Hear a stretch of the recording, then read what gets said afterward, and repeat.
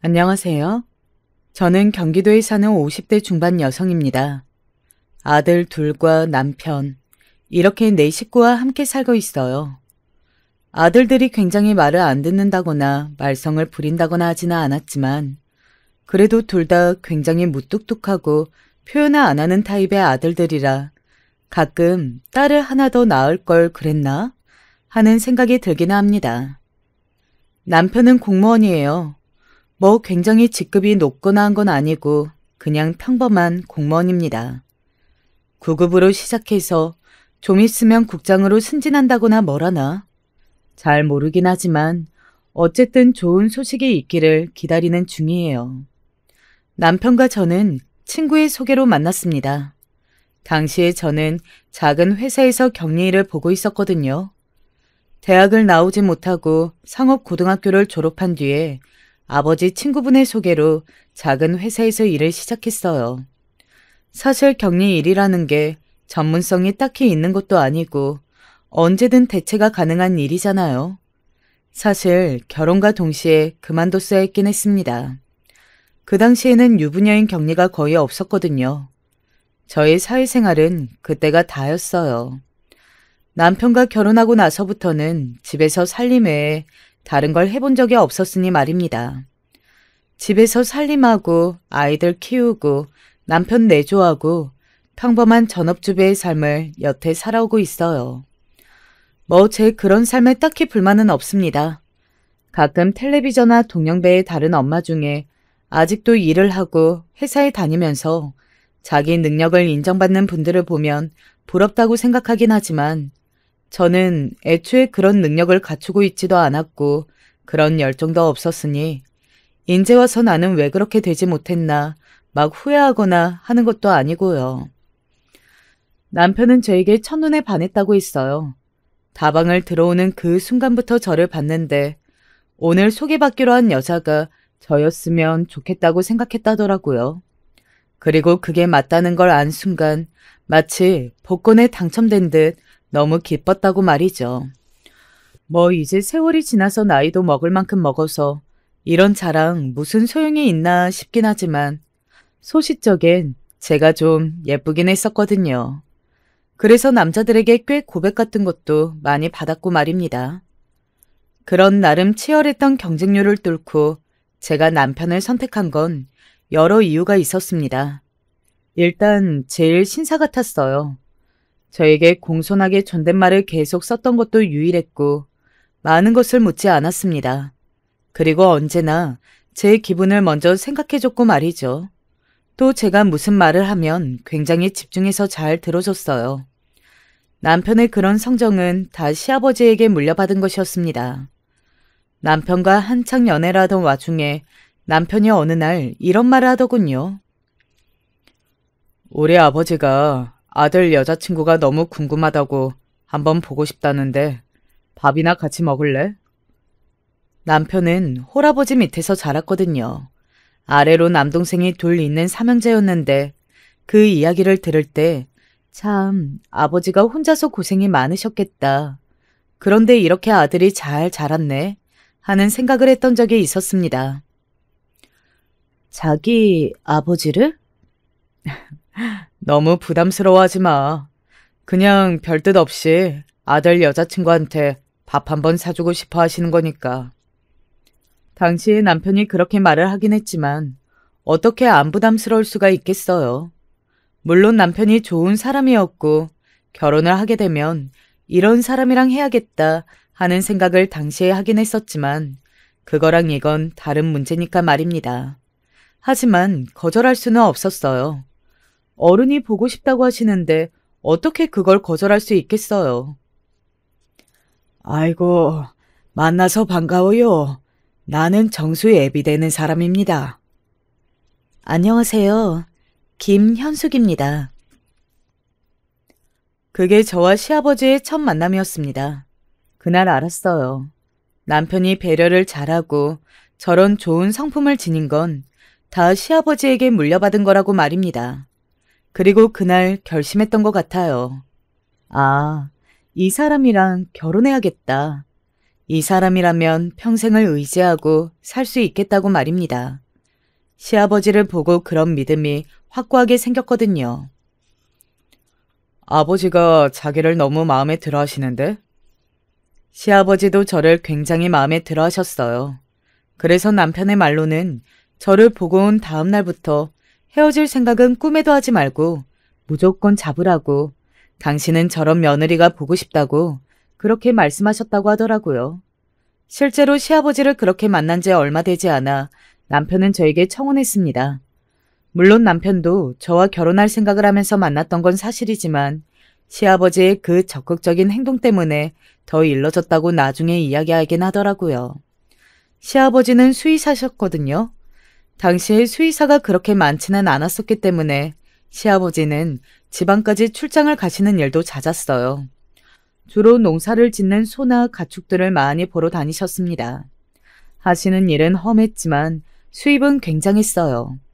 그래서 남편의 집은 부유한 편에 속했고 말입니다. 반면에 저희 집은 굳이 따지자면 가난한 편이었거든요. 그래서 제가 고등학교 때 공부를 남동생보다 잘했음에도 불구하고 대학에 가지 못했어요. 집에서 자식들을 다 대학을 보낼 형편이 되지 않았고 그럴 경우에는 보통 아들만 보내는 게 일반적이긴 했으니까 말입니다. 지금은 그렇지 않지만 당시에는 그랬어요.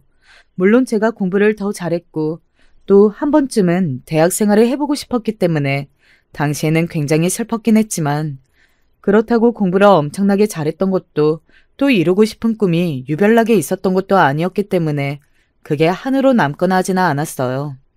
남동생은 저에게 지금까지 미안해하지만 말입니다. 남동생은 당시에 대학을 나와서 좋은 직장에 취직해 지금은 자신의 가정을 잘 꾸렸으니 그게 아깝거나 하는 마음은 정말 하나도 없어요. 그만큼 남동생이 잘 살고 있으니 말이죠.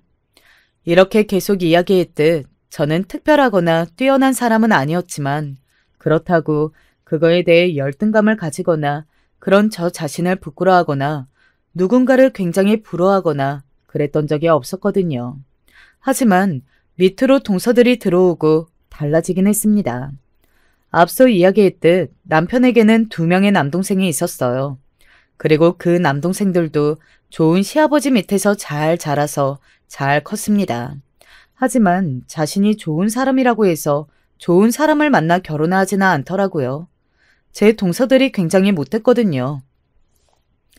먼저 큰도련님은 시아버지를 따라 똑같은 직업인 수의사를 하고 있습니다. 강남의 동물원을 운영 중인데 손님이 아주 많아서 수입이 많은 걸로 알고 있어요.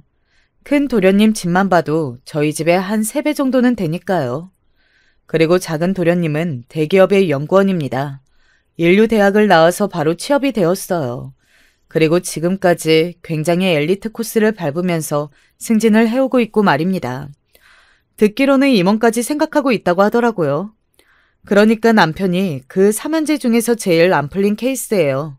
물론 남편은 그것에 대해 열등감을 가지거나 딱히 다른 말로 표현을 한 적은 없습니다. 그리고 그런 행동을 한 적도 없고 말이죠. 삼형제가 사이가 아직도 좋아요.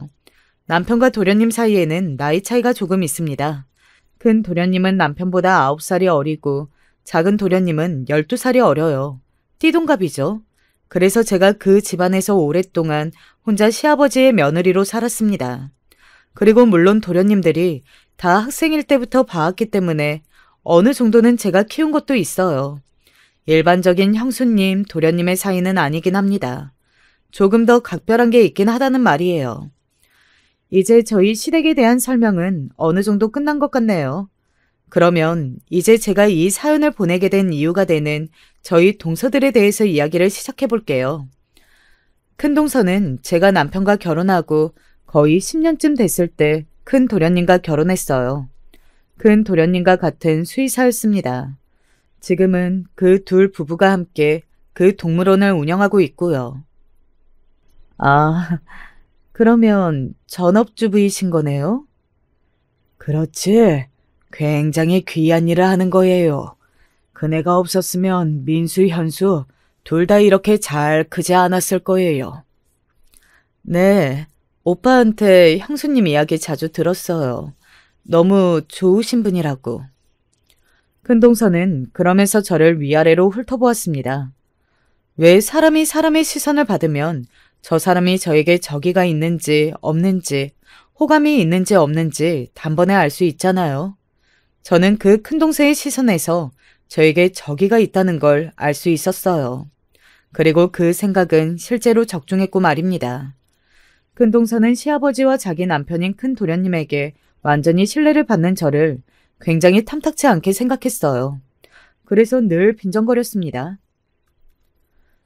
형님은 사람을 잘 구워 삶는 재주가 있으신 것 같아요. 그게 무슨 말이야? 아니, 시아버지도 그렇고 남편도 그렇고 뭐만 하면 어찌나 그렇게 큰애 우리 형수님 거리시는 건지 이쯤 되면 세뇌가 아닌가 싶어질 정도라니까요. 그런 말을 하고 제가 기분 나빠하면 그럴 의도가 없었다는 둥 그냥 농담을 한 말을 왜 그렇게 진지하게 받아들이나 하는 둥 저를 이상한 사람 취급하며 어디에도 말하기 힘든 상황으로 만들었습니다. 그리고 제가 나이가 한참이나 많다는 점도 그런 동생의 행동을 다른 사람들에게 말하지 못한 이유이기도 했어요. 한참 어린 손아래 사람이 하는 행동을 누군가에게 일러바치고 이런 것 자체가 좀 모양이 이상하긴 하잖아요. 그래서 참았습니다. 물론 나중에는 터졌지만요. 그리고 작은 동서도 그건 마찬가지였어요. 작은 동서는 큰 동서가 들어오고 2년 뒤에 작은 도련님과 결혼했는데 작은 도련님과는 소개팅으로 만났다고 들었습니다. 그리고 약사였어요. 직업이 상당히 좋았죠. 물론 그런 전문직 부인들과 결혼을 할 수 있었던 건 도련님들도 다 전문직에 종사를 하고 있어서 가능했던 거였지만 말입니다. 큰형님은 누가 보면 엄마인 줄 알겠어요.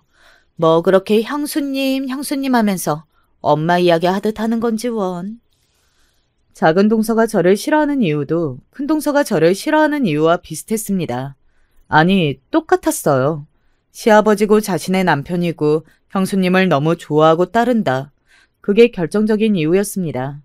자신들이 저보다 훨씬 잘난 여자들인데 집안에서 제가 더 대우를 받는 그 상황들을 못 견뎌야 하는 것 같았어요.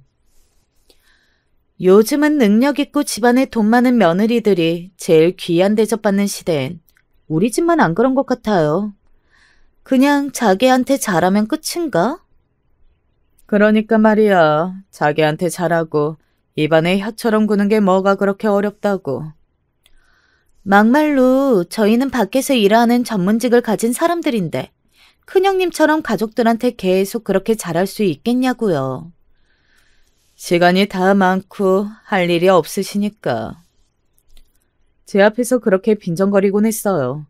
처음엔 그 정도였던 게 제가 몇 마디 하고 넘어가고 시아버지나 도련님에게 이야기하지 않자 점점 심해져 갔습니다. 원래 사람이 누군가에게 제재당하지 않으면 선을 넘기 마련이잖아요. 동서들이 딱 그랬어요. 몇 가지 일화들을 이야기해 드릴게요. 한 번은 시어머니 제사 때 있었던 일입니다. 시어머니는 작은 도련님을 낳고 얼마 되지 않아 돌아가셨거든요. 몸이 원래도 약하신 분이었는데 작은 도련님을 낳을 때 굉장히 난산이었다고 들었습니다. 내가 그 사람 생각만 하면 미안해서 잠이 안 와. 시아버지는 아직도 시어머니 제사 때 시어머니의 사진을 쓰다듬으며 오세요. 그만큼 아직도 시어머니에 대한 애정이 깊으시고 또 그만큼 시어머니의 제사에 신경을 많이 쓰십니다. 저는 그런 마음을 알아서 그리고 그런 시아버지가 안 됐다고 생각했기에 결혼한 그 첫 해부터 시어머니의 제사에 굉장히 정성을 쏟았고요. 시아버지는 그런 제 모습에 저를 더더욱 좋아하셨고 말입니다. 그런 시아버지의 마음을 알기에 저는 시어머니의 제사를 매해 정성 들여 준비를 했어요. 하지만 동서들은 그런 제가 마음에 들지 않았나 봅니다. 그리고 뭐 일하기도 싫었겠죠. 그 마음이 아예 이해가 가지 않은 건 아니에요. 아니, 아버님은 왜 그렇게 어머님 제사에 유난이신 줄 모르겠어. 그게 다 자기 만족이지. 주거 없는 사람이 제사를 뭐를 알고 뭐가 중요하냐고요. 저도 정말 이해가 안 돼요. 그런 동서들에게 한마디 했던 적이 있어요. 자기 만족이라고 하더라도 이걸로 아버님 마음이 편해지시는 거면 그것만으로 의미가 있는 거지. 그런 아버님 마음도 좀 이해를 해드려. 그런 제 말에 큰동서가 비웃듯 웃었습니다. 역시 아버님 사랑 독차지하는 비결이 있다니까요. 이렇게 입안에 혀처럼 굴고 알아서 비 다 맞춰주고 하니까 그런 거지. 큰형님은 뭐 떨어질 거 있다고 그렇게 아버님한테 잘하시는 거예요? 재산이 대단히 많으신 것도 아니고. 우리나 동서네야 둘 다 잘 벌고 집안도 좋으니까 아버님 재산에 그렇게 욕심 안 내는 거지. 형님은 그게 아니잖아. 아주버님도 그냥 공무원이고 형님은 전업주부에 집안도 별 볼 일 없고. 그러니까 그 재산이나마 받으셔야 하는 거지. 자기들끼리 그렇게 말하며 비웃더군요. 정말 진심으로 기분이 나빠졌습니다. 그래서 처음으로 언성을 높였던 것 같아요. 동서들은 말버릇이 그게 뭐야? 사람 앞에 세워두고 그렇게 말하는 버릇은 대체 어디서 배웠어? 배울 만큼 배웠다는 사람들이 그렇게 못 배운 사람들처럼 굴어도 되겠어? 그 말에 두 동서는 둘 다 욱하는 게 보였지만 그때는 제가 처음으로 그렇게 화를 냈던 거였기 때문에 뒤에 무슨 일이 있는지 몰라 참아 넘겼던 것 같습니다. 만약 저에게 한순간으로 돌아가면 언제로 돌아가고 싶냐고 묻는다면 그때로 돌아가고 싶어요.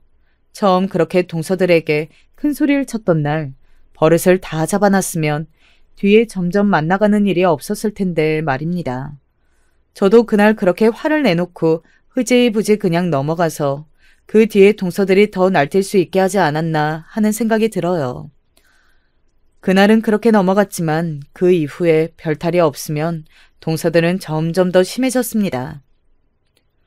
이런 건 형님이 좀 하세요. 저희같이 일하는 사람들이 이런 것까지 해야겠어요? 작게는 가족들끼리 밥을 먹는 식당을 예약하는 일에서부터 크게는 제사까지 뭐 하나 하려고 하지 않았어요. 자신들은 전문직 여성들이고 저는 집에서 살림이나 하는 늙은 아줌마라고 늘 그걸 저에게 상기시켜 주려 했습니다. 저희 같은 고급 인력들이 할 일은 아니잖아요.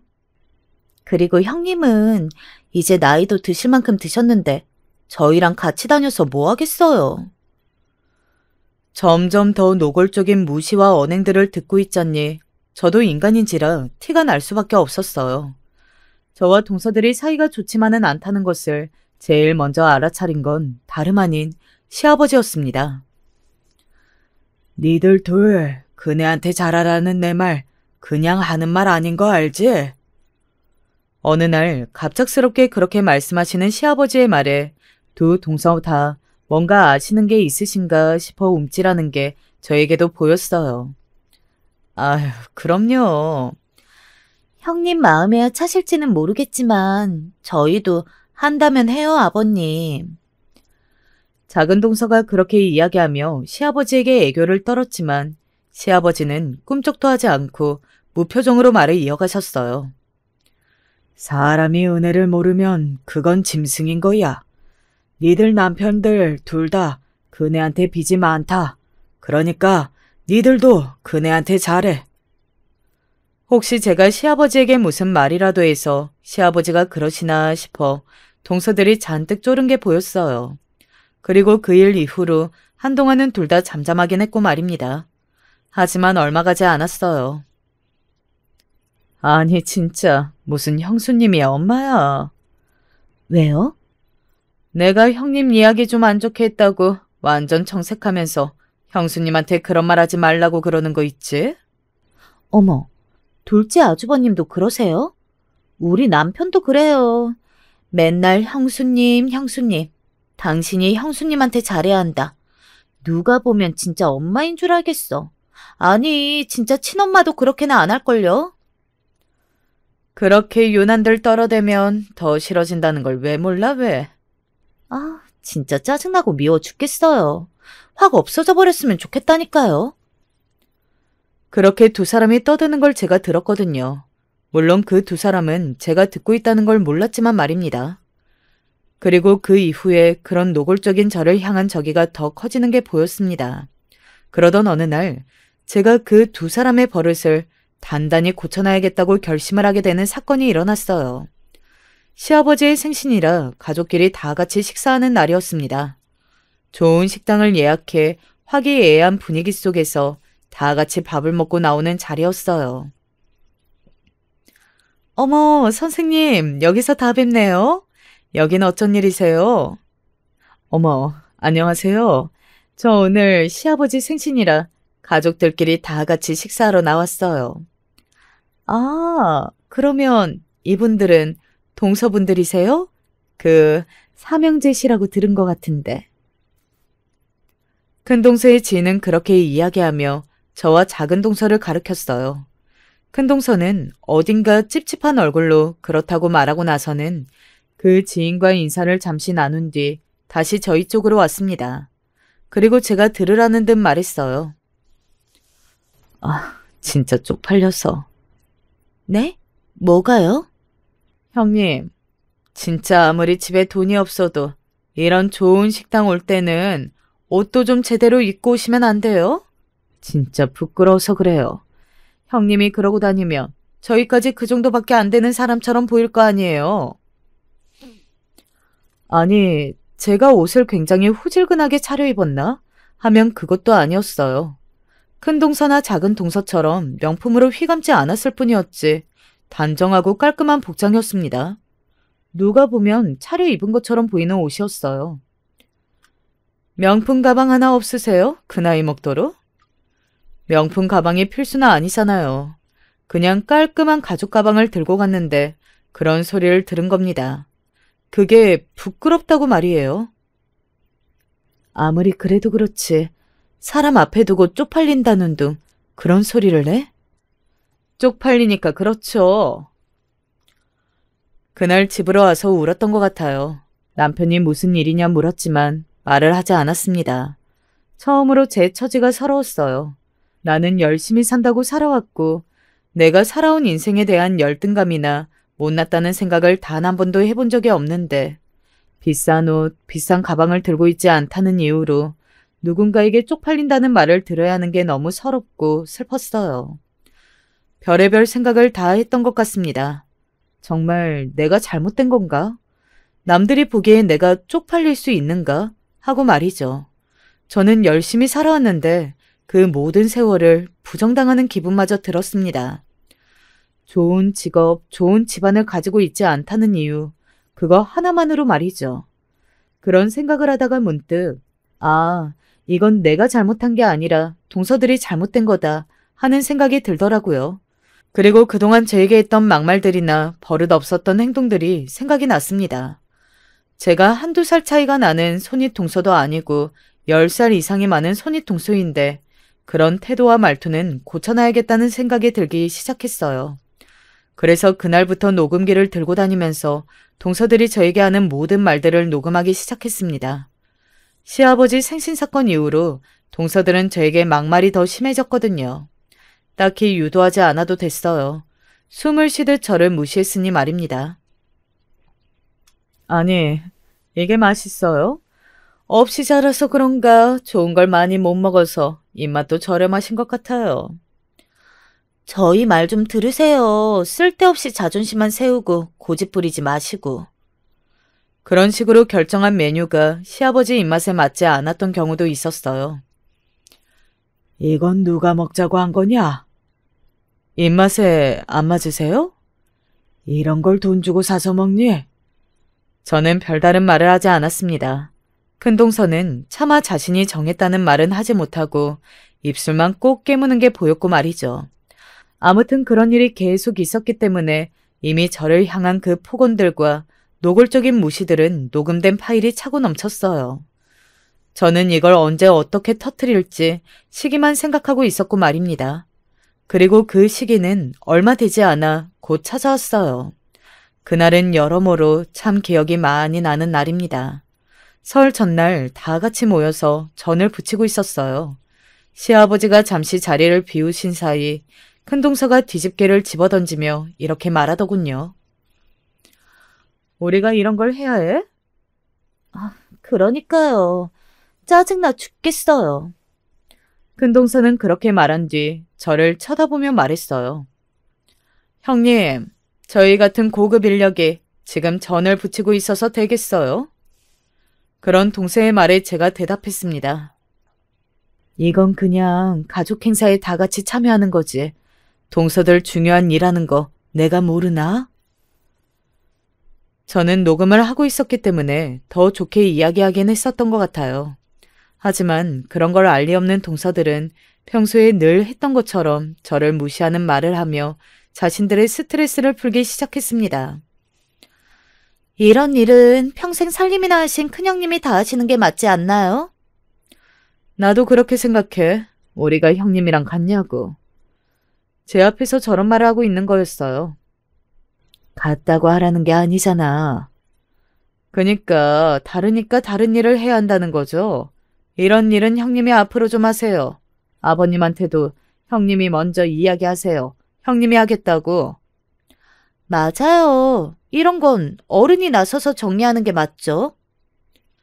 이럴 때만 어른이더군요. 동서들이 나를 어른이라고 생각하는지 몰랐네. 제가 그렇게 빈정거렸어요. 그랬더니 큰동서가 인상을 팍 쓰더군요.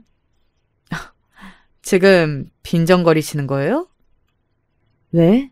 동서들이 늘 나한테 하는 거잖아. 사람 면전에 세워두고 앞담화하면서 빈정거리기. 우리랑 형님이 같아요? 뭐가 다른데? 급이 다르잖아요, 급이. 진짜 형님은 가만 보면 본인 주제를 몰라도 너무 모르시는 것 같아요. 그때 도어락에 눌리는 소리가 들리고 아버님과 남편 그리고 도련님들이 들어왔습니다. 동서들은 바로 입을 딱 다물었어요. 그리고 저는 이 못한 걸 터트리는 날이 바로 오늘이라는 생각을 했습니다. 이들의 버릇을 제대로 고쳐두지 않으면 저는 더 이상 이 집안의 며느리로 살 수 없겠다 싶었어요. 제 자존감을 이렇게 박살내고 사람을 무시하는 이들과 가족 구성원으로 계속해서 지낼 수는 없잖아요. 다음 날 차례를 지내는 그 시간에 다 같이 모여있는 시댁의 거실에서 제가 그동안 동서들에게 들었던 말들을 녹음해놨던 파일을 재생했습니다. 조용한 거실에 동서들이 저에게 했던 폭언들이 울려 퍼졌어요. 형님 주제를 알아라. 형님 쪽팔린다. 우리랑 형님은 급이 다르다. 숨쉬듯 했던 그 말들 말입니다.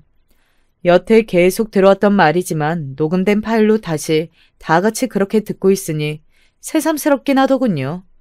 그 파일을 재생하는 내내 동서들의 얼굴은 점점 더 새하얗게 질려갔고 도련님과 남편의 얼굴은 충격으로 굳었으며 시아버지는 분노로 얼굴이 시뻘겋게 달아올랐어요.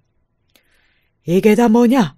지금 이것들이 우리 그네한테 이런 말을 했다는 거야? 어?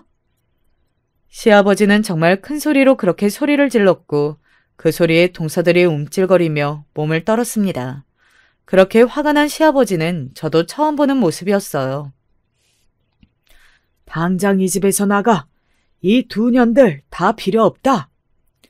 시아버지는 그렇게 이야기하며 동서 두 사람의 뺨을 쳤습니다. 동서들은 정말 많이 놀란 게 보였어요. 아버님. 아니, 그래도 때리시면. 니들이 잘못한 건 생각 못해? 그 광경을 가만히 보다가 제가 입을 떼었습니다. 저는 더 이상 이 집의 가족으로 못 살 것 같아요. 형수님. 저를 저렇게 무시하고 싫어하는 사람들이랑 어떻게 가족으로 살 수 있겠어요? 동서들이 바뀌거나 나가거나 하지 않으면 제가 나가겠습니다. 여보, 그게 무슨 말이야? 당신한테는 미안하지만 나는 나를 위해서라도 그렇게 해야겠어. 사실상 이혼을 선언한 거였어요. 진심으로 남편이랑 이혼해야겠다는 마음을 먹었다기보다는 반쯤은 협박이나 다름없긴 했습니다. 무슨 소리를 하는 거냐?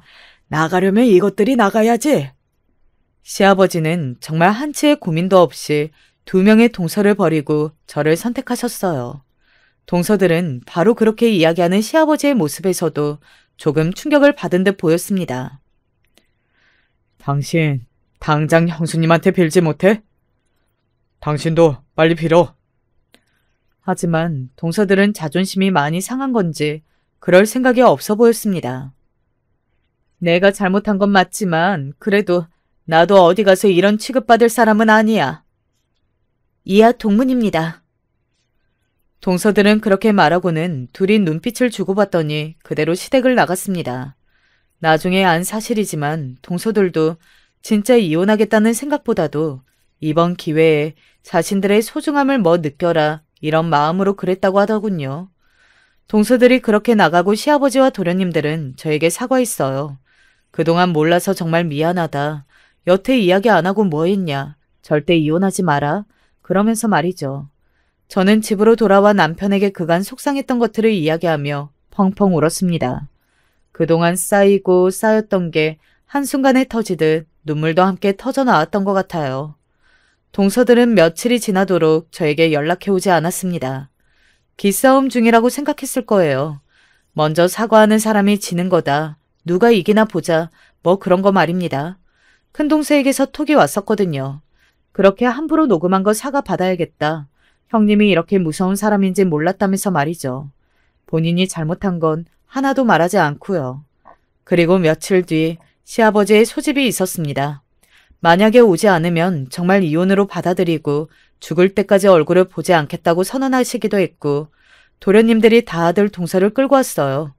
그래서 삼형제와 동서들 그리고 저 6사람이 시아버지 댁 거실에 나란히 앉아 있었습니다. 그리고 잠시 뒤 시아버지가 뭔가를 들고 안방에서 거실로 나오셨어요. 그리고 시아버지는 서류 봉투에서 뭔가를 꺼내 읽기 시작하셨습니다. 내 앞으로 된 건물과 땅 모두를 큰며느리 앞으로 양도한다. 그러면서 읽어가신 재산 내역은 저희가 알고 있던 시아버지의 재산과는 너무나 달랐어요. 저도 너무 놀랐지만 동서 2사람의 눈은 당장이라도 튀어나올 듯 커다래져 있었습니다. 아니, 이게 다 무슨 소리예요? 아니, 그 정도의 재산이 있으시다고요? 아니, 그걸 큰형님을 다 주신다고요? 그렇게 소리를 치는 동서들의 모습을 가만 보던 시아버지가 말했습니다. 내 모든 재산은 그네한테 증여할 거다. 그리고 어떻게 분배하고 나눌지도 그네한테 다 맡길 거야. 라고 말이죠. 알고 봤더니 시아버지는 그간 번 돈으로 여기저기 투자하셔서 이익을 굉장히 많이 보신 것 같더라고요. 그걸 저희에게는 이야기하지 않으셨고 말입니다. 이 재산이 조금이라도 담이 난다면 그것 때문이라도 그네한테 함부로 못하겠지. 그리고 그네는 이걸 받을 자격이 있다. 우리 집은 그네가 없었으면 절대 제대로 굴러가지 못했을 테니까. 그렇게 선언하시고 안방으로 들어가 버리셨습니다. 모두 멍한 채 한동안 그 거실에 앉아 있었던 것 같아요. 지금 와서 생각해봐도 그 이야기를 들었던 순간에는 장난하시는 건가 하는 마음이 들 수밖에는 없었다고 생각합니다. 시아버지의 재산은 약 100억에 가까웠어요. 워낙 본인이 잘 버시는 수의사셨고 재산이 어느 정도는 있다고 알고 있긴 했었지만 저희가 생각한 것에 약 10배가 되는 금액이니 당연히 놀랄 수밖에 없었습니다. 게다가 집안에 부유하다고 저에게 유세를 떨었던 동서들의 집안에도 이 정도의 재산은 없었으니까요. 그날은 다들 이게 무슨 일이지 하는 심정으로 각자의 집으로 돌아갔던 것 같아요. 그리고 정신이 들고 이게 꿈이 아니라 현실이라는 것을 자각하고 다들 생각이라는 걸 하게 된 다음에는 동서들은 정말 앞다투어 저를 찾아왔습니다. 형님, 그동안 제가 정말 잘못했어요. 그러면 안 되는 거였는데 제가 나이만 먹었지 철이 덜 들어서 정말 죄송합니다. 그렇게 순식간에 바뀌는 그 2사람의 태도가 정말이지 기가 막혔습니다. 그런 동서들의 태도에 기가 막혀 하는 건 저뿐만이 아니었어요. 나는 정말 당신에게 너무 실망이야. 인간적으로 당신이라는 사람에게 환멸을 느낀다. 도련님들이 화가 난 겁니다. 그런 동서들의 모습을 보고 정말이지 실망을 많이 한 것 같았어요. 그리고 비단 저에게 잘못해서가 아닌 사람 대 사람으로서 실망했고 더 이상 그런 사람과는 살 수 없다는 이유로 큰 도련님이 먼저 큰 동서에게 이혼하자 이야기했습니다.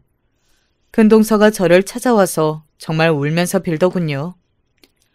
형님이 남편 좀 한 번만 만나주세요. 내가 왜? 제가 정말 잘못했고 다시는 그럴 일 없을 거예요. 그러니까 제가 정말 반성하고 있다고, 형님에게 진심으로 사죄했다고 남편한테 한 번만 말해주시면 안 될까요? 남편이 그래도 형님 말은 잘 듣잖아요. 저는 남편 없이는 못 살아요, 형님.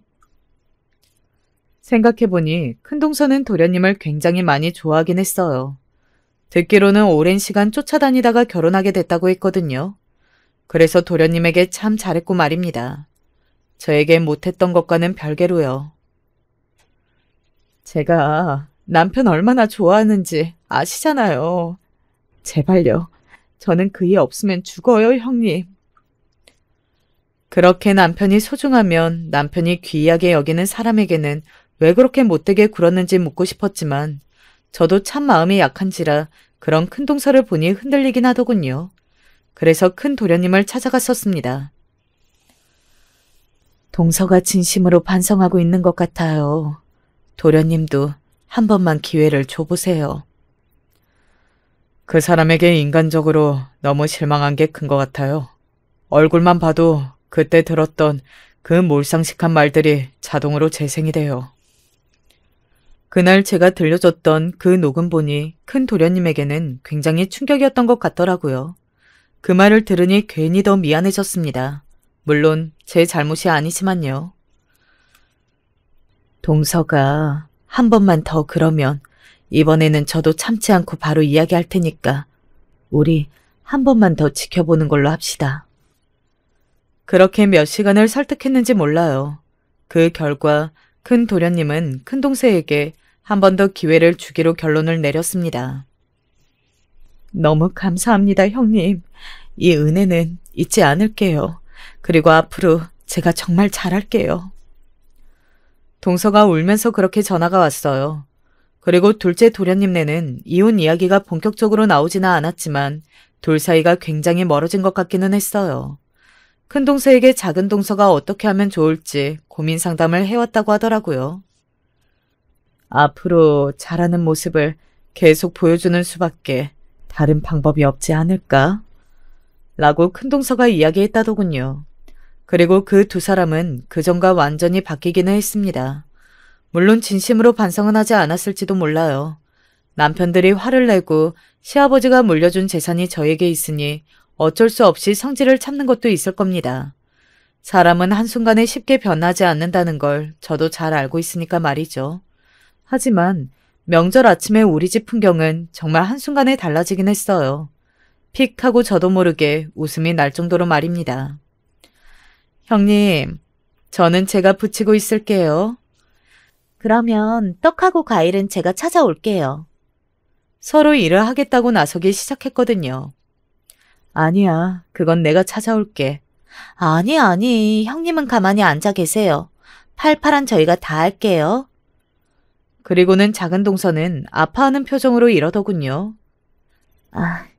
이거 형님 나이 드셨다고 뭐라고 하는 말 아닌 거 알죠? 오해하신 거 아니죠? 혹시나 제가 잘못 오해해서 들을까봐 걱정하고 염려하는 모습까지 보이더군요. 그 전이라면 정말 상상도 하지 못했을 거예요. 이런 날이 오리라고는 말입니다. 그런 동서들을 신기한 마음 반, 어딘지 씁쓸한 마음 반인 마음으로 보고 있을 때였습니다. 그네, 잠깐 나 좀 보자. 시아버지가 저를 불러냈어요. 그러자 동서들이 눈치를 보기 시작했습니다. 혹시나 제가 시아버지에게 안 좋은 소리라도 할지, 또 시아버지가 제게 무슨 이야기를 할지 신경이 쓰이나 보더라고요. 뭐 당연히 그럴 수밖에 없긴 했지만요. 시아버지는 저에게 서류 뭉치를 건넸습니다. 재산 정리 다 했다. 네 앞으로 다 돌려놨어. 세금도 다 냈고 이제는 완전히 네 돈이다.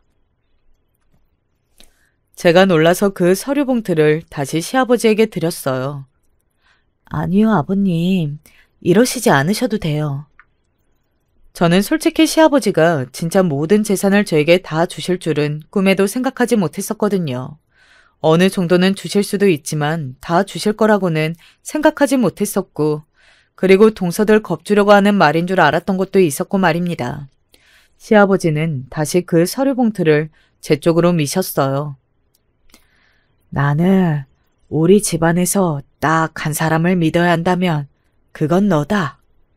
아니, 그래도 아버님, 다 줄 생각은 없긴 했지만 그래도 너한테 제일 많이 주려고 했던 재산이야. 너 없었으면 우리 집 이렇게 멀쩡하게 안 굴러갔다. 돈으로밖에 보상할 수 없는 게 미안할 정도로 너에게 고마운 게 많아. 시아버지의 그런 말을 듣는데 눈물이 날 것 같더군요. 물론 제가 이 집에 와서 순탄하고 평화롭게만 생활한 건 아닙니다. 남자들밖에 없는 이 집에 유일한 여자 식구로 신경 쓰고 챙겨야 할 일들이 많기는 했어요. 하지만 시아버지나 도련님이 저를 좋아했고 또 좋은 사람들이었기 때문에 크게 힘들다고 생각하지 않았었거든요. 하지만 시아버지는 그런 것들을 다 생각하고 계셨던 겁니다. 다 네가 가져도 되고 아니면 네 뜻대로 분배해도 되고 다 네 몫이니까 네가 알아서 해라. 시아버지는 더 이상 다른 말씀은 하지 않으셨지만 그 말투와 표정에서 마음이 다 느껴졌습니다. 진심이 아닌 말이었지만 이 집안에서 나가겠다는 말을 한 게 너무나 죄송스러울 정도로 말입니다. 남편과 그 재산을 어떻게 하면 좋을지 논의 끝에 도련님들과 똑같이 3분의 1 하기로 결정을 내렸어요. 다만 당장은 아니고 동서들을 조금 더 지켜본 뒤에 서류 작업은 하기로 했습니다. 지금 생각해도 가장 신기한 일은 시아버지가 저에게 재산을 다 물려주고 실제로 모든 서류 작업을 끝내는 동안 남편은 그렇다 쳐도 도련님들이 입을 한 번도 댄 적이 없다는 사실이에요. 사람이라면 돈 앞에 약해질 수밖에 없고 그리고 자신들의 몫이라고 생각했던 걸 다른 사람이 받게 되면 당연히 화를 낼 수 있잖아요. 그래서 언젠가 한번 물어본 적이 있습니다.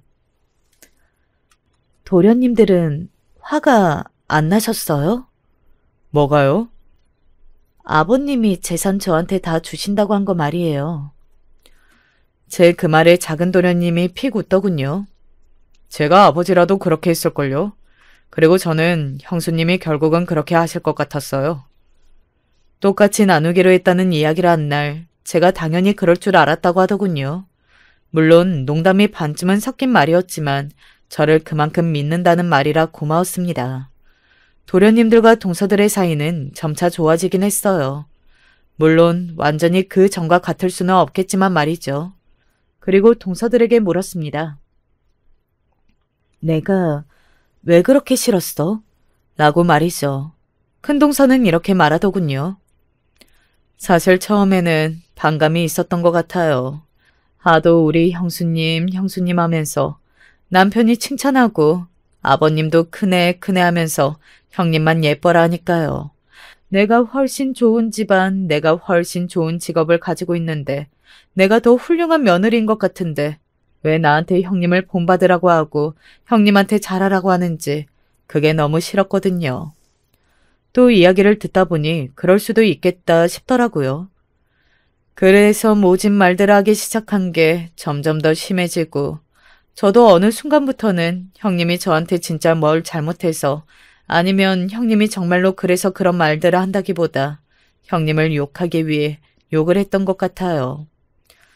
그렇게 이야기하며 진심으로 반성하고 있다고도 덧붙이더군요. 그래도 평생 얼굴 보며 살 가족인데 그런 마음을 품었으면 안 됐다고 말이죠. 그런 큰동서의 말에 진심을 느꼈던 것 같아요. 그리고 작은 동서는 이렇게 말했습니다. 저도 작은 형님이랑 비슷해요. 큰 형님이 나보다 뭐 하나 잘난 게 없는데 더 대접받는 것 같은 게 싫었어요. 남편이 사사건건 형수님 거리는 것도 싫고. 작은 동서까지 그런 말을 하는 것 보면 도련님들이 문제라는 생각이 들기도 했어요. 그래서 불러다 놓고 동서들에게 너무 제 이야기를 하지 말라고 했습니다. 아내들은 그런 걸로 섭섭해지기도 한다고 말이죠. 아무튼 이렇게 마무리가 되었어요. 저는 해피엔딩이라고 생각합니다. 물론 그동안 제가 들었던 모진 말들을 완전히 잊은 건 아니에요. 그렇다기엔 너무 심한 말들이었으니까요. 하지만 왜 그랬는지 동서들의 마음을 어느 정도 이해하기는 했습니다. 그렇게 생각하고 나서 돌이켜보니 시아버지나 도련님들이 동서들에게 제 칭찬이나 자랑을 많이 하시긴 하더라고요. 늘 그러셨으니 잘 몰랐는데 말입니다. 동서들이 서운해한 부분들은 저도 공감되는 부분들이 있었기 때문에 앞으로 조금 더 신경 쓰려고요. 아, 제 친구들에게 이런 이야기를 했더니 다들 이런 반응이긴 했습니다. 네가 진짜 보살이다. 나 같으면 다 풍비박산 냈을 것 같은데. 재산 똑같이 나누기로 했다잖아. 바보냐? 바보야? 하지만 저는 제 선택을 후회하거나 하지는 않아요. 돈이나 자존심 같은 것들보다 저는 제 가족의 평화와 안녕이 더 중요하거든요.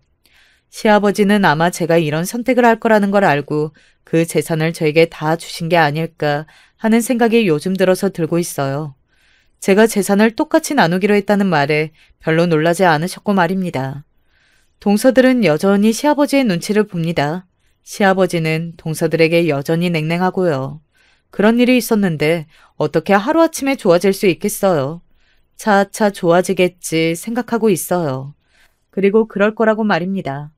동서들은 시아버지의 마음을 풀어주기 위해서 이번 시어머니 제사에 엄청나게 정성을 쏟을 예정입니다. 뭔가를 위해서 목전을 두고 그럴 일을 치르는 건 제 스타일이 아니긴 하지만 그래도 하루빨리 이 사이가 원만하게 풀어졌으면 좋겠긴 하니까 저도 모른 척 어떻게 하는지 지켜보려고요. 요즘은 정말 평화로워요. 마음에 걸리거나 누군가가 나를 미워한다거나 이런 생각이 아예 없이 지내본 게 얼마만인지 모르겠습니다. 몰랐는데 제가 그동안 많이 힘들었나 보더라고요. 요즘같이 잠을 잘 자고 잘 먹고 한 지가 언젠지 기억도 나지 않습니다. 덕분에 살도 조금 쪘고 말이죠.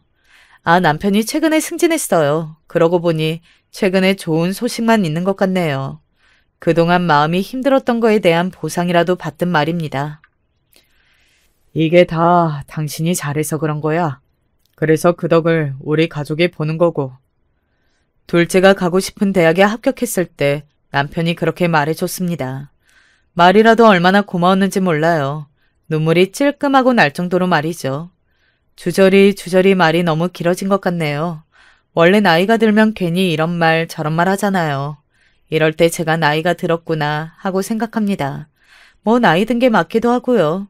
사연을 쓰면서 저도 제 생각을 다 정리하고 마음속에 조금이나마 남아있던 동서들에 대한 앙금도 털어낸 것 같아요. 저도 다 용서했다고는 하지만 그래도 사람인지라 한구석에 꽁한 마음이 남아있었다는 사실을 오늘 이 사연을 쓰면서 알게 되었습니다. 그마저도 다 털어낸 것 같아 너무 시원하네요. 이제 정말로 후련하게 앙금 없이 동서들을 대할 수 있을 것 같아요. 그리고 부디 동서들도 그런 날이 오기를 바랍니다. 이미 다 털어냈으면 더할 나위 없이 좋겠고 말이죠. 요즘 감기가 다시 유행이더라고요. 이 사연 들으시는 모든 분들 감기 조심하시고 긴 이야기 들어주셔서 감사합니다. 안녕하세요. 저는 서울에 살고 있는 30대 남자입니다. 최근 아내와의 관계를 정리한 돌싱남이기도 하고요. 이렇게 사연을 쓰려고 하니 어색하네요.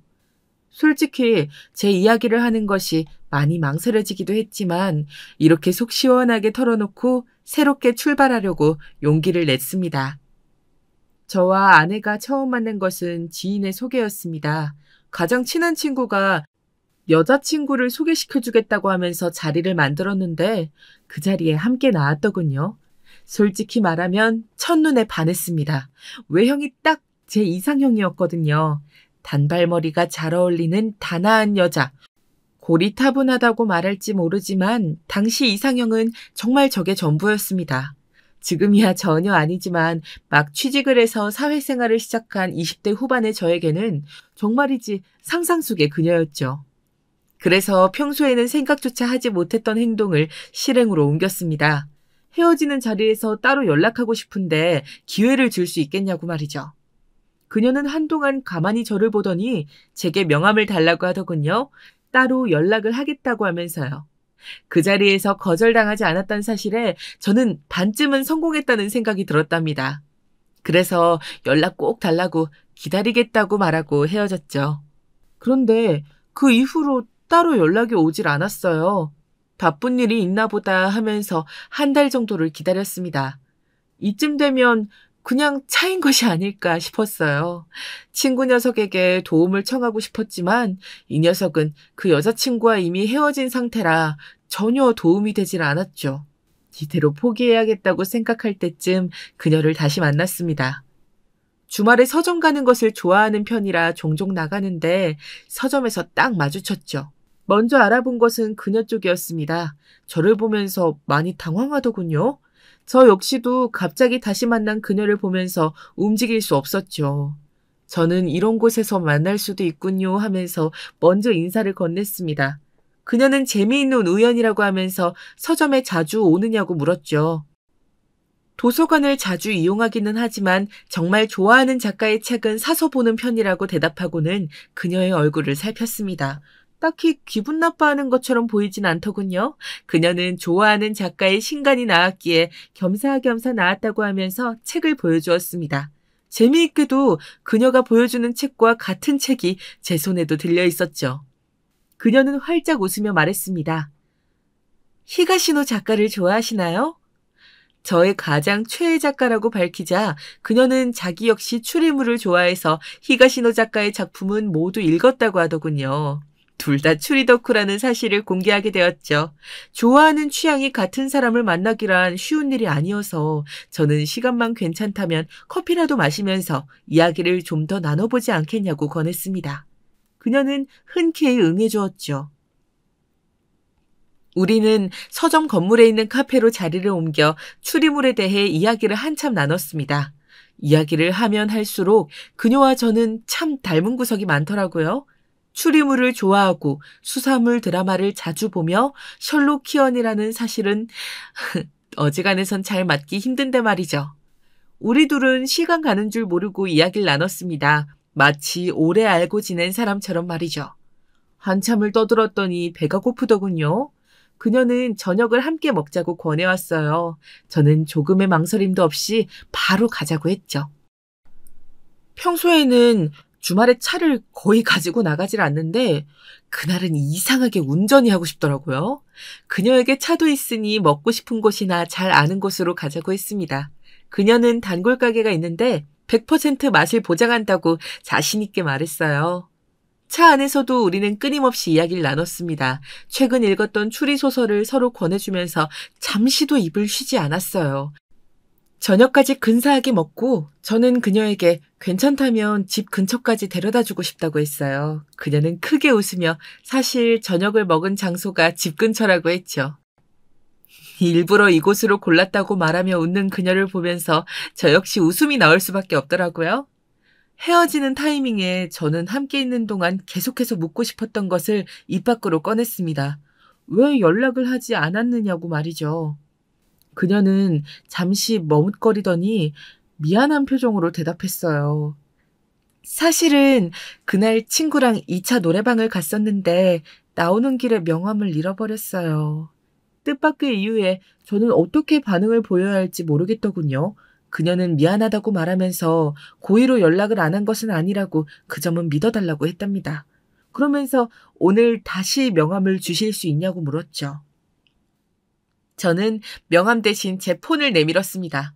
또 잃어버릴지 모르니 이번에는 전화번호를 남겨달라고 했어요. 그녀는 톡톡톡 가벼운 손놀림으로 번호를 찍더니 통화를 눌렀습니다.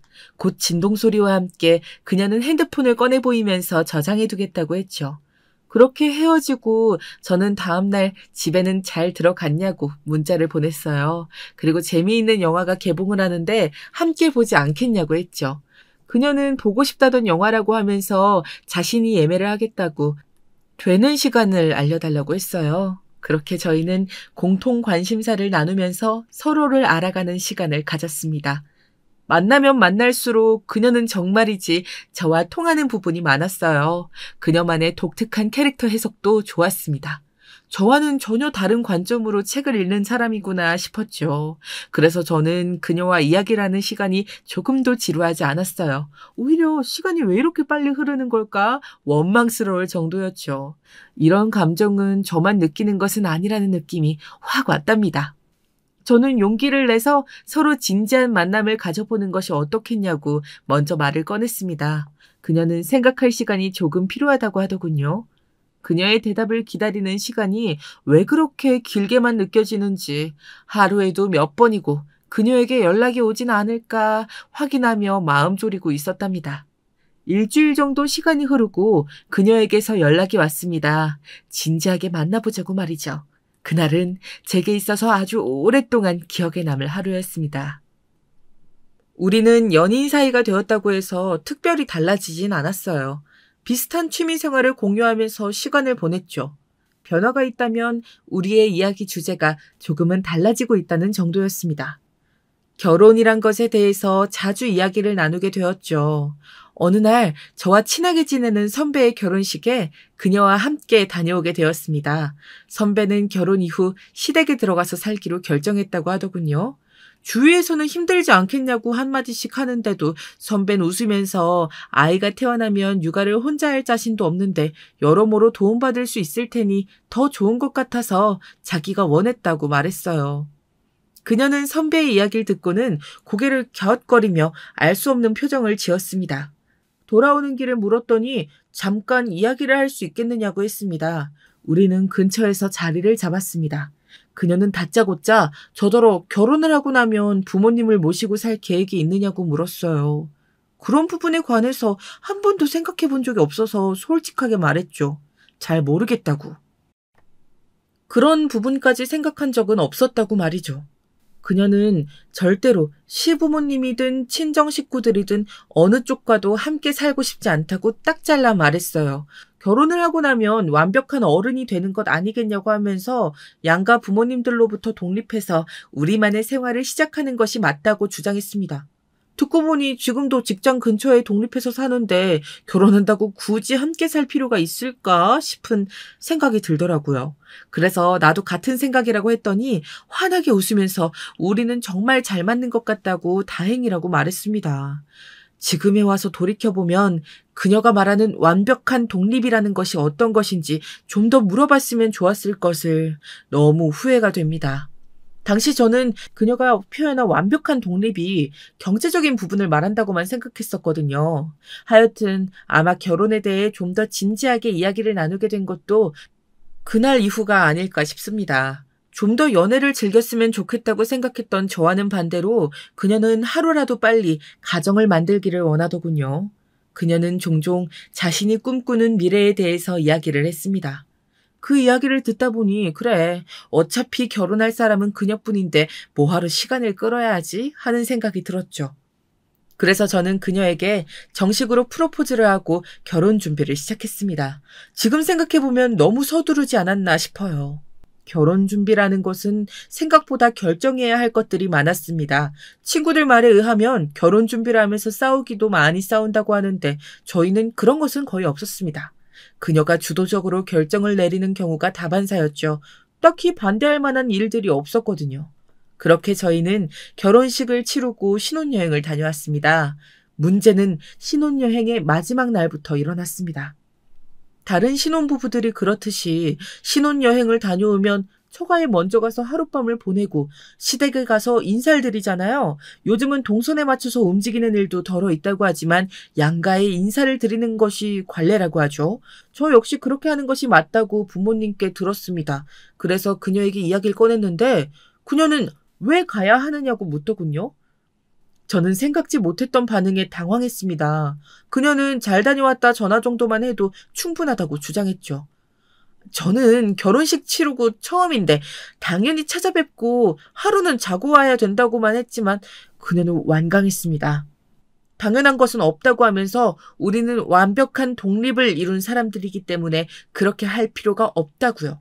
저는 뭐라고 대꾸를 해야 할지 혼란스럽기만 했습니다. 그녀는 자기 집은 더더욱 갈 필요가 없다고 말하면서 이미 신혼여행지에서 친정으로 전화해 해결을 받다고 했죠. 저도 모르는 사이에 말입니다. 아무 말을 못하는 저를 보며 그녀가 말했습니다. 법으로 지키라고 한 것도 아닌데 뭐하러 그런 것에 신경을 써, 오빠. 난 절대 못 가니까 가고 싶으면 오빠나 가. 나 우리 집에 갈 거야. 우리 집 두고 왜 남의 집에 가서 자고 와야 하는 거야? 저는 친정도 시댁도 남의 집이라고 표현하는 그녀를 보며 정신이 아득해지는 기분이 들었습니다. 가끔이지만 연애 시절에도 뭐든지 이분법으로 생각하던 통에 몇 번 다툰 적이 있었거든요. 흑과 백, 두 가지만 있는 사람처럼 보이는 일들이 많았는데 이런 부분에서까지 그렇게 생각할 것이라고는 꿈에도 몰랐죠. 저는 그녀에게 자고 오진 않더라도 인사는 드리고 오는 것이 맞을 것 같다고 한 발 물러섰습니다. 그것조차도 싫다고 하지는 말아달라고 했죠. 적어도 어른들에 대한 예의는 아닌 것 같다고 했더니 못마땅한 얼굴로 알겠다고만 했습니다. 신혼여행에서 돌아오고 저희 부부는 양가 부모님들께 정말 인사만 드리고 집으로 돌아왔습니다. 장인어른과 장모님도 마찬가지셨지만 본가의 부모님들도 많이 섭섭하신 눈치셨어요. 제가 외동이다 보니 서운하신 마음이 크지 않으셨을까 싶습니다. 그녀는 저녁을 들고 가라는 어머니의 말씀에도 괜찮다고 집에 가서 먹겠다고 하면서 제게 빨리 일어나자고 하더군요. 저는 화가 치밀어 올랐지만 꾹꾹 눌러 담고는 집에 아무것도 없는데 먹고 가자고 말했죠. 어머니는 오늘 왔는데 집에 아무것도 없지 않겠냐고 그러니 먹고 가라고 붙잡으셨고 그녀는 마지못해 알겠다고 했습니다.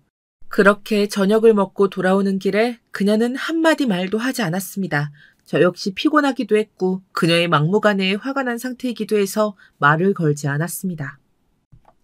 집에 돌아오자마자 그녀는 이야기를 좀 하자고 했습니다. 저는 피곤한데 내일 하면 안 되겠냐고 했지만 그녀는 지금 꼭 해야 할 말이라고 했습니다. 저는 옷도 갈아입지 못하고 그녀와 마주 앉았습니다. 그녀는 짜증 섞인 목소리로 오늘 제가 너무 많은 실수를 했다고 시작하더군요. 저는 도대체 무슨 실수를 했는지 알 수가 없어서 무슨 말이냐고 대꾸했습니다. 물론 제 목소리도 좋진 않았죠. 그녀는 친정에서도 시댁에서도 인사만 드리고 바로 일어나야지 왜 시간을 끄느냐고 그건 잘못된 일이라고 했습니다. 어처구니가 없더군요. 그녀는 전화로 해도 될 걸 굳이 얼굴 보여드리자고 해서 갔으면 그냥 얼굴 보여드리고 자리에서 일어나야지 뭐하러 거기 앉아서 이야기를 듣고 있는 거야. 시댁에선 더 심했지. 왜 밥을 먹어 거기서? 잊었어 오빠? 내가 말했지. 결혼을 하고 나면 완벽한 독립이 이루어지는 거라고. 거기서 구차하게 왜 그렇게 하고 있는데. 구차?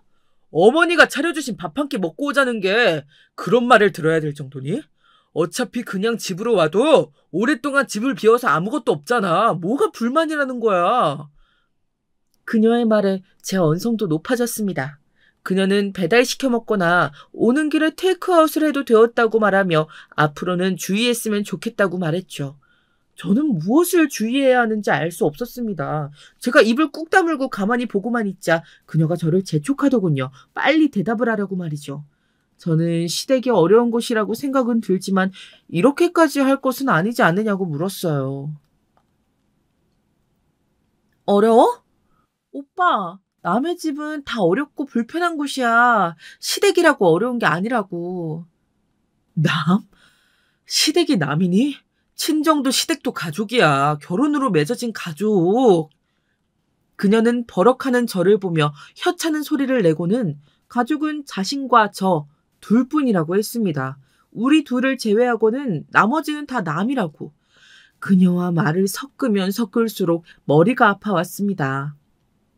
인상을 쓰는 저를 보던 그녀는 앞으로 조심하면 되는 일이라고 가볍게 말하더니 내일 출근도 있으니 빨리 정리하고 자자고 했습니다. 분주하게 여기저기 움직이는 그녀와 다르게 저는 그 자리에서 한 걸음도 움직일 수 없었습니다. 그날 이후로 우리는 두 번 다시 이 부분에 대해서 이야기를 하지 않았습니다. 저는 생각의 정리가 필요했고 그렇게까지 다른 생각을 가지고 있을 것이라곤 생각지 못했기 때문이죠. 복잡한 저와는 달리 그녀는 기분이 좋아 보였습니다. 저는 그녀와 다시 이야기를 해봐야겠다고 생각은 했지만 일에 쫓겨 자연스럽게 잊고 말았습니다. 신혼생활도 어느 정도 적응이 되어갈 때쯤 저는 그녀에게 양가 어르신들을 집으로 초대해서 식사 자리를 한번 만들었으면 좋겠다고 말을 꺼냈습니다. 사실 한 번도 저희 집을 보여드린 적이 없었거든요. 하지만 그녀는 단박에 싫다고 거절했습니다. 굳이 식사 자리를 원한다면 밖에서 보자고 하더군요. 여보, 우리 결혼하고 아직 한 번도 여기 와보신 적이 없으시잖아. 자식들 어떻게 사는지 궁금하실 텐데 초대하는 게 많이 어려워. 음식 준비니 뒷정리니 함께하면 금방인데 그렇게 반대하는 이유가 뭐야. 개인 프라이버시가 있잖아. 부모라고 자식 사는데 꼭 알아야 할 것은 아니야. 우리 부부만의 공간이잖아. 난 우리 공간에 다른 사람이 왔다 갔다 하는 거 용납 못해. 그녀는 결혼도 했으니 우리는 어른이고 당연히 부모님과 완벽하게 독립해야 한다고 주장하더군요. 저는 그녀의 완벽한 독립이라는 것에 신물이 날 정도였습니다. 외부인 아닌 부모님인데 왜 그렇게 나를 세우며 반대하는지 이해가 되지 않는다고 했고 그녀 역시 그런 저를 이해하지 못했습니다. 그녀의 기준에서는 부모님들도 철저히 외부인이었고 자신이 살고 있는 곳에 들어와서는 안 되는 사람이었던 것이었습니다. 저와 그녀는 며칠을 이 문제로 다투었습니다. 조금도 의견이 좁혀지지 못했죠. 그녀는 끝까지 부모님께서 이곳으로 오신다는 것을 반대했고 결국 제 의견은 그대로 묻혀 양가 부모님들은 한 번도 집에 오시질 못했습니다. 그 뒤로도 우리는 비슷한 일들로 몇 번이나 부딪혔습니다. 한 번은 이런 일도 있었죠. 여름이 다가오는데 처가에 에어컨이 고장났다고 하시더라고요. 더 더워지기 전에 시험 삼아 운행을 해보았는데 전혀 시원해지지 않았다고 말이죠. 냉매 문제인가 싶어서 서비스 센터 사람을 불렀는데 너무 오래된 제품이라 부품이 없어서 고쳐 쓰는 것은 무리라고 하셨답니다. 이 이야기를 듣고 저는 그녀에게 우리가 하나 새로 마련해드리는 것이 어떻겠냐고 물었습니다. 그녀는 절대로 안 된다고, 왜 우리가 신경을 써야 하냐고 저에게 되묻더군요. 저는 신혼살림 시작할 때 어머님, 아버님께서 해주신 것도 많은데 에어컨 정도는 해드려도 될 것 같다고 말했어요. 하지만 그녀는 전혀 받아들이질 못했죠. 자식 결혼하는데 그 정도는 어느 가정이나 다 해주는 것이라고 말하며 그것을 갚아야 할 대상이라고 보는 것은 맞지 않다고 따져들면서 우리 집도 아닌데 에어컨 걱정을 해주는 것은 아니라고 단호하게 말했습니다. 저는 부모님 댁에 에어컨이 고장났다는데 그걸 왜 자식들이 신경을 쓰냐고 물어보는 그녀를 이해하기가 힘들었어요. 도대체 무슨 생각을 하고 살기에 저런 반응이 나오는 걸까 의문스럽기까지 했죠. 결국 그녀의 반대에 저는 그동안 제가 따로 모았던 비상금으로 에어컨을 바꾸어 드렸습니다. 그녀의 알 수 없는 가치관은 좀처럼 변하지를 않았습니다. 특히 그녀가 부모님을 대하는 모습을 보면 정상인이 아닌 것 같다는 생각이 들 정도였습니다. 한 번은 어머니께서 김장을 할 건데 혹시 시간 되면 같이 하지 않겠느냐고 물어보셨죠. 그녀는 왜 자신을 부르느냐고 저에게 짜증을 냈습니다. 어머니께서는 김장하고 새로 한 김치에 수육을 삶아 함께 먹자는 의도로 부르셨을 뿐이었거든요. 며느리들은 씨가 붙은 것은 시금치도 싫어한다고 하던데 그녀도 그런 걸까 하는 의문이 들었습니다. 자고 오는 것도 아닌데 말입니다. 그런데 그녀의 반응이 좀 이상했습니다. 어머니께서 바쁘면 퇴근길에 김장한 김치를 가져가라고 하셨는데 저한테 꼭 그 김치를 먹어야겠냐고 하더군요. 저는 무슨 의도로 그런 말을 하는지 알 수가 없었습니다. 어머니께서 새로 한 김치 맛이라도 보라고 주신다는데 가져오면 되지 뭐가 문제냐고 바쁘면 내가 다녀오겠다고도 했죠. 그녀는 못마땅한 얼굴로 제게 말했습니다. 집에서 김장을 하면 아무리 신경 써도 위생적으로 좀 찝찝하잖아. 거기 뭐가 들어갔는지 알고 재료도 불분명한데 꼭 그걸 먹어야 해? 오빠 그냥 우리 사 먹자. 사서 먹으면 깔끔하잖아. 그리고 어차피 우리 집에서 밥 먹는 시간 얼마 되지도 않아. 김치 많아봤자 다 낭비야. 네, 그렇습니다. 그녀는 시댁을 가야 한다는 것이 문제가 아니었습니다. 저희 어머니가 해주시는 김치라는 것 자체가 그녀의 기준에서는 NG였던 것이죠. 저는 기가 막혔습니다. 여러분도 그러신가요? 시댁이든 친정이든 김장을 새로 했다고 가져가는 소리를 들으면 찝찝하고 거북하신가요? 저는 오히려 고마울 것 같은데 말입니다. 저는 언성을 높이며 그녀에게 따졌습니다. 그녀는 우리가 어련히 알아서 잘 살 텐데 이래저래 끼어들고 싶어하는 시부모님이 이상한 거지 자기가 이상한 것이 아니라고 했습니다. 설마 김치 없다고 죽는 것도 아닌데 큰일도 나는 것도 아닌데 왜 자꾸 연락이 오는지도 모르겠다고 했죠. 그리고 이 모든 것의 원인이 제게 있다고 했습니다. 자기는 알아서 친정과 거리를 두고 있는데 저는 그렇지 못하기 때문에 자꾸 그분들이 귀찮게 하는 것이라고 말이죠. 온몸에 힘이 빠졌습니다. 도대체 이런 사고방식을 가지고 있는 여자와 무슨 이야기를 더 할 수 있을까 싶기도 했고요. 하지만 그녀는 그런 저를 붙들고 정신을 차려야 한다고 하면서 앞으로는 거리를 좀 두라고 몇 번이나 다그쳤습니다. 저는 그런 그녀를 집에 혼자 두고 밖으로 나왔습니다. 찬바람에도 좀처럼 화가 식지를 않았습니다. 저는 어머니께 전화를 드려 김장때 가지 못할 것 같다고 말씀드리면서 아직 김치가 많이 남아서 떨어지면 가지러 가겠다고 죄송하다고 말씀드리는데 속이 말이 아니었습니다. 그 일이 있고 나서 우리는 거의 말을 섞지 않았습니다. 정확하게 말하자면 저만 그랬습니다. 그녀는 평소와 별다름 없이 제게 말을 걸었고 웃어 보였습니다. 회사에서 있었던 재미있는 일을 이야기한다거나 그동안 함께 보던 드라마의 새로운 시즌이 시작되었다는 등등의 일상 그대로였습니다. 소름 돋았죠. 어떻게 저렇게 아무렇지 않을 수 있을까? 정말 제가 화를 낸 것이 그녀에게는 아무것도 아닌 것인가 하는 생각마저도 들었습니다. 저는 그런 그녀를 보면서 도저히 웃음이 나오질 않았습니다.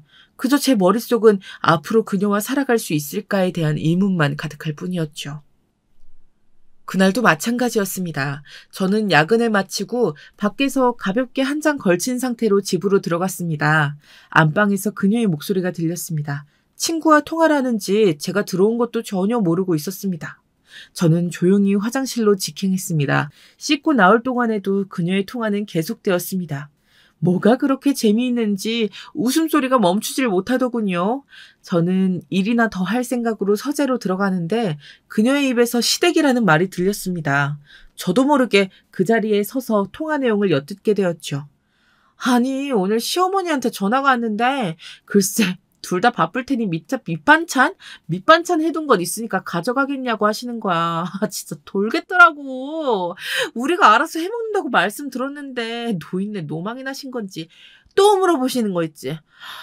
아, 어떻게 하긴 뭘 어떻게 해. 어머니한테 말씀드렸지. 반찬 부족하면 알아서 잘 사먹고 있으니까 이런 일로 귀찮게 연락 좀 하지 마시라고. 아무래도 오빠가 말을 안 했나 봐. 저번에 김장김치 가져가라 그랬을 때 오빠한테 분명히 말했거든. 그러면서 오빠한테 거리를 두고 지내는 게 좋겠다고까지 했었는데 못 고치고 있나 봐. 오빠? 오빠야 뭐라 하지. 그래도 어쩌겠어. 잘못된 일은 바로 잡아야지. 쇠망치로 머리를 한 대 맞은 기분이었습니다. 저는 벌컥 문을 열고 방으로 들어갔습니다. 그녀는 놀란 표정을 짓는 것도 잠시 전화를 끊고는 태연하게 언제 들어왔냐고 물었습니다. 저는 방금 통화했던 내용이 무슨 말이냐고 물었습니다. 그녀는 자신의 전화를 엿들었냐며 아무리 부부라도 예의가 아니지 않느냐고 따져들었습니다. 저는 치밀어 오르는 욕을 꾹꾹 눌러 참으며 오늘 어머니께 전화를 받았느냐고 물었습니다. 그녀는 사과도 하지 않는다고 툴툴거리면서 방금 들었던 내용과 크게 다르지 않는 이야기를 그대로 했습니다. 저는 구체적으로 어머니에게 뭐라고 말했는지 정확하게 이야기하라고 다그쳤습니다. 높아진 언성에 그녀는 뭘 그렇게 유난스럽게 캐물어보냐고 짜증을 내더군요.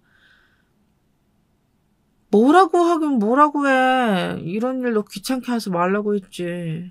그녀는 그런 말을 하면서도 자신의 잘못이 무엇인지를 조금도 생각하고 있지 않아 보였습니다. 오히려 열이 올라 붉어진 제 얼굴을 이상한 생명체를 본다는 표정으로 바라보고 있었습니다. 저는 신경 써주시는 어머니께 어떻게 그런 말을 할 수 있느냐고 했지만 오히려 그녀가 더 화를 내며 말했습니다. 저번에 다 이야기한 것 아니냐고 하면서 말이죠. 제가 제대로 말을 정달하지 않았던 것 같아서 이번에 확실하게 말을 했다며 앞으로 2번 다시 이런 일은 없을 것이라고 대답했습니다. 저는 흥분으로 거칠어진 숨을 고르며 이를 악물었습니다. 제가 아무리 소리를 지르고 화를 내봐도 이 여자는 아무렇지 않을 것이라는 것을 반복적인 상황으로 알게 되었거든요. 저는 제대로 말했다는데 무슨 말을 한 거냐고 물었습니다. 그녀는 별것 아니라는 말투로 산지도 알 수 없는 재료로 만든 위생적이지 못한 음식을 자꾸 주신다고 하는데 불편하고 귀찮다고 말했다고 했습니다.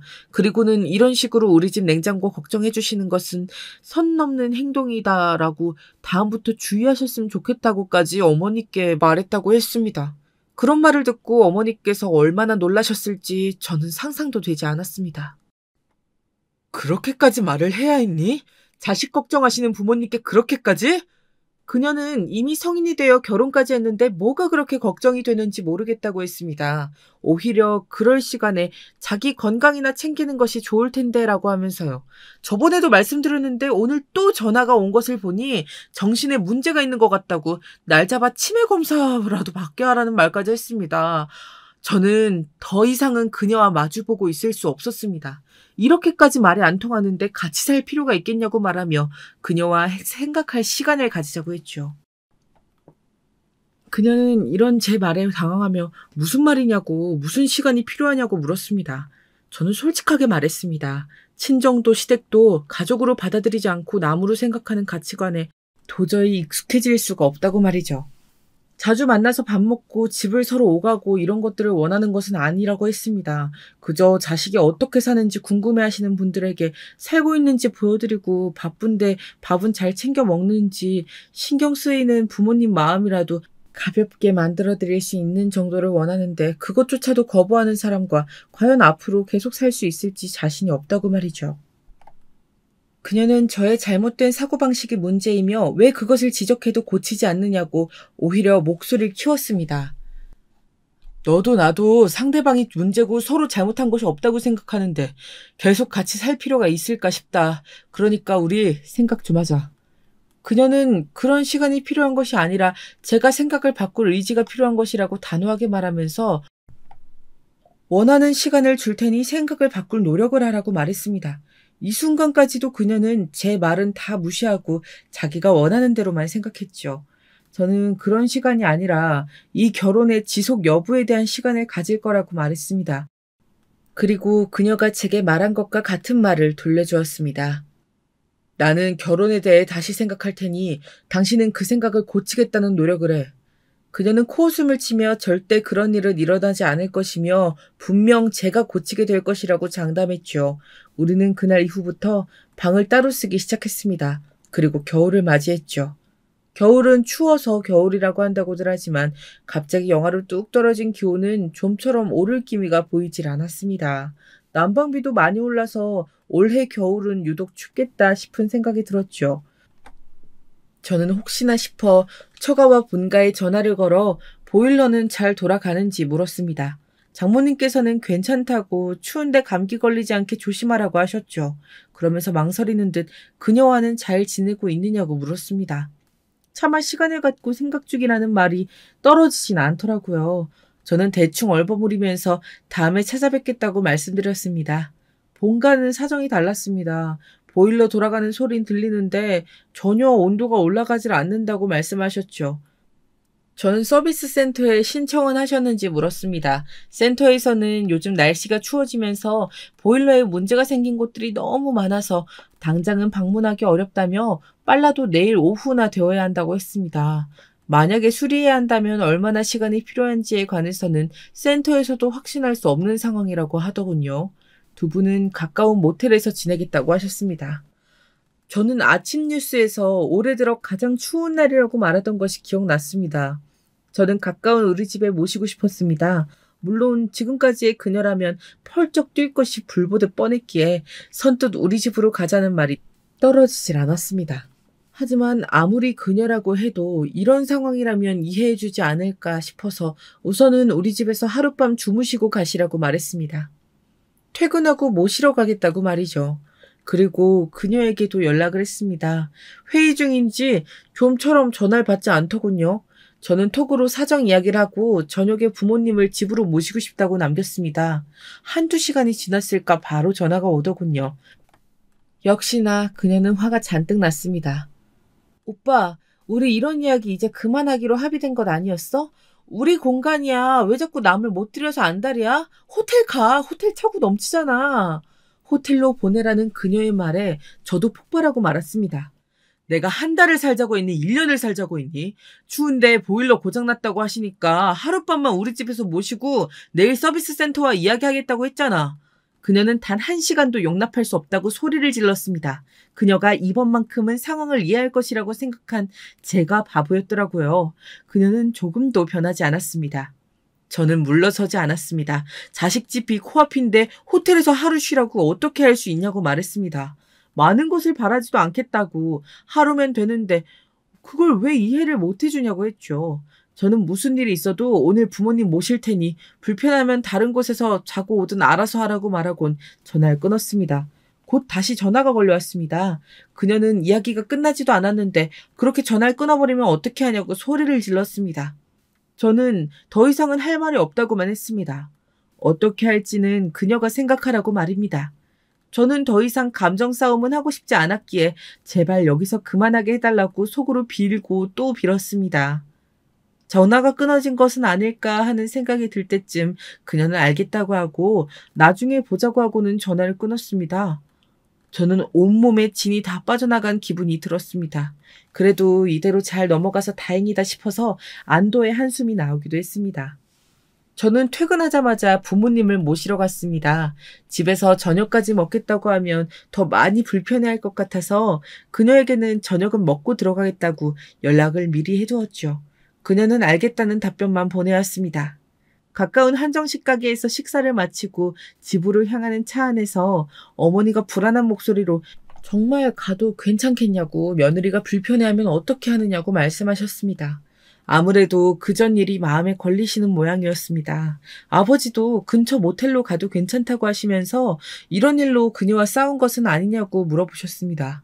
마음이 아팠습니다. 고작 하룻밤인데 이렇게 눈치를 보시게 하는 게 맞는 걸까? 그냥 호텔로 모시고 갈까? 오만 가지 생각이 들었죠. 저는 미리 이야기 다 했다고 하면서 걱정하지 마시라고 웃어 보였습니다. 현관문을 열고 들어가자 예상과는 다르게 그녀가 마중을 나오더군요. 그녀는 식사는 맛있게 하셨냐고 묻더니 차와 과일을 준비했다고 했어요. 아까 전화로 다투던 그녀가 맞는가 의아했죠. 부모님은 갑자기 폐를 끼치게 되었다고 미안하다고 하시면서 자리에 앉으셨어요. 그녀는 묵묵하게 차를 준비하기만 했어요. 그리고는 아주 평온한 표정을 지으면서 닭이의 차를 따라 앞에 놓아드리더군요. 부모님은 그런 그녀의 반응에 헛기침을 하시며 차를 한 모금 하셨죠. 차라리 아무 말 하지 말고 그냥 방으로 모실 걸 그랬나 후회가 되었습니다. 너무나 차분한 그녀가 오히려 시한폭탄처럼 조마조마했거든요. 그녀는 천천히 차를 마시더니 조용히 말했습니다. 당연히 민폐고 미안해 하셔야죠. 아시면서 이렇게 행동하셨다니 정말 믿을 수가 없네요. 상대방에게 미안할 만한 행동이라면 하지 않는 것이 정상이잖아요?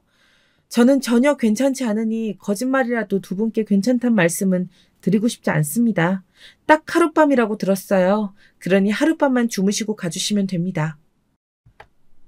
그녀의 말에 저는 어안이 벙벙했습니다. 너무 기가 차서 입만 벌릴 뿐 아무런 목소리도 나오지 않더라고요. 부모님들은 민망하신지 붉어진 얼굴로 어쩔 줄을 몰라 하셨죠. 아버지는 그냥 근처 모텔이라도 가겠다고 자리에서 일어나셨습니다. 저는 여기까지 오셨는데 무슨 소리냐고 했지만 일자로 굳게 다무신 입술에서 얼마나 화가 나셨는지 느껴져 말리기도 힘들었어요. 그녀는 담담하게 그렇게 해주시면 서로 간에 깔끔하고 좋을 것 같다고 말하며 처음부터 그렇게 하셨으면 서로 간에 쓸데없는 시간 낭비 없이 얼마나 좋냐고 한마디 덧붙였죠. 저는 더 이상 참을 수가 없었습니다. 금방이라도 나가려는 두 분을 붙들어 안방으로 모셨어요. 그녀는 지금 어디 들어가시냐고 소리를 높였죠. 저는 두 분께 절대 나오지 마시라고 하고는 그녀와 마주 보았습니다. 그녀는 화가 났는지 온몸을 부들부들 떨고 있었죠. 안방을 손가락질하며 지금 누구 허락을 받고 이런 짓을 저지르냐고 소리를 지르기 시작했어요. 그런 모습을 보고 있자니 오히려 제 머리는 싸늘하게 식어갔습니다. 저는 낮은 목소리로 말했습니다. 지금 당장 내 집에서 나가. 이 집? 내가 열심히 모은 돈에 우리 부모님이 도와주셔서 장만한 곳이야. 당신 지분에 1%도 들어있지 않다고. 엄밀히 말하면 우리 집이 아니라 내 집이지. 당신 이렇게 정하는 거 좋아하잖아. 그러니까 당장 내 집에서 나가. 험한 꼴 보기 전에. 그녀는 충격받은 얼굴로 어떻게 그런 말을 할 수 있냐고 따졌어요. 전 길게 말하고 싶지 않았죠. 저는 식탁 의자에 걸어둔 그녀의 가방을 쥐어주고는 내일 짐과 이혼 서류를 따로 처가로 보낼 테니 당장 내 집에서 나가라고 했습니다. 그녀는 절대로 갈 수 없다고 우리 집을 두고 내가 왜 나가야 하느냐고 버티면서 소리를 질렀죠. 저는 처가에 전화를 걸었습니다. 장인어른께 지금 집으로 와주십사 정중하게 부탁을 드렸습니다. 그녀는 자신이 아니라 안방에 계시는 시부모님이 나가야 한다며 왜 자신에게 나가라고 하느냐고 계속해서 따져들었습니다. 오히려 제가 어디 머리라도 다친 것 같다고 저더러 병원을 당장 가야 한다고까지 했습니다. 저는 그녀의 그런 반응에 한마디도 하질 않았어요. 계속해서 소리를 지르던 그녀도 지쳤는지 조용해지더군요. 장인어른이 오실 때까지 우리 둘은 아무런 말도 하지 않았습니다. 1시간 정도 지나니 장인어른이 형님과 함께 오셨어요. 저는 오늘 있었던 일을 말씀드리고 더 이상은 그녀와 살 수 없다고 말했습니다. 두 분은 깜짝 놀란 표정으로 그녀를 바라보았지만 그녀는 여전히 도끼 어린 얼굴로 저를 노려보고 있었죠. 그녀는 빨리 시부모님을 모텔로 모시고 자기에게 사과하면 다 용서하겠다는 말을 하더군요. 저는 더 이상 그녀와 말을 섞고 싶지 않았어요. 오로지 두 분께서 그녀를 데리고 가주셨으면 좋겠다는 생각만 할 뿐이었죠. 그녀의 말이 길어질수록 두 분의 안색은 창백해져 갔습니다. 저는 빨리 그녀를 데리고 가달라고 부탁을 드렸습니다. 이혼 서류는 내일 따로 들고 찾아뵙겠다는 말과 함께요. 누구 마음대로 이혼이야. 나하고 함께 가고 싶다며. 그랬으면서 이혼? 난 절대 못해. 내 거 절대 안 뺏겨. 그녀는 형님께 끌려가면서도 고래고래 소리를 지르고 발버둥을 쳤습니다. 장인어른은 눈물을 보이시며 사돈어른께 사죄의 인사를 드리고 싶다고 말씀하셨어요.